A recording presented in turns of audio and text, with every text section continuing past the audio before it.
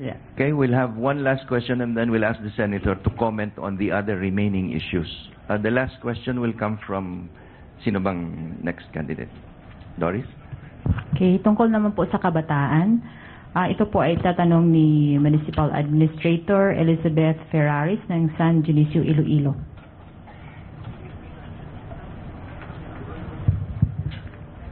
Maayong aga, Senator. Maayong aga. This is an issue regarding our youth participation in governance. Tanong ko po what is your stand on Sangguniang Kabataan? Should it be retained or be abolished? Sa akin, nandyan yan. No? Talagang medyo nakikita natin na kinakailangan reformahin yan. Nakikita ko na minsan ay maagang na-expose sa corruption ng ating mga kabataan dito sa SK. Kailangan talaga rin i-reforma yan.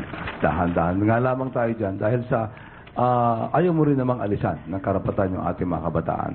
But certainly something has to be done. Mukhang hindi tumatakbo na maayos. Pero sa akin, baka reforma lang ang kailangan natin dito at hindi yung total abolition.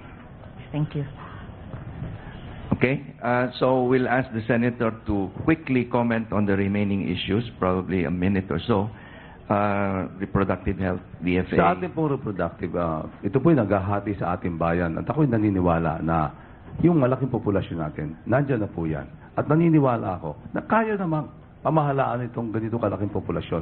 In fact, this could make our country great. Kasi ito malaking consumer base, etc.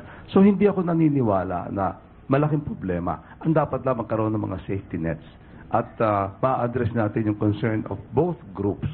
Kaya yung malaking populasyon, tandaan natin, basta tayo nagtagumpay sa pagmamahala na maayos na ating ekonomiya, sisigla itong populasyon na ito. Sa halip na maging liability, magiging asset pa natin to para tayo maging isang malaking bansa.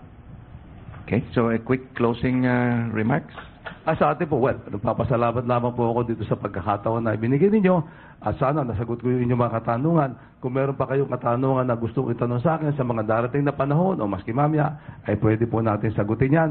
Basta ang last point ko lamang po ay lahat naman ng mga sinabi namin, marami po dyan pare-pareho. Pero ang siguro mahalaga ay tanungin natin na ating sarili kung kaya naming gawin yung mga sinabi namin. Mahalaga din naman yung aming mga nagawa noong mga nakaraan panahon. Can we do it?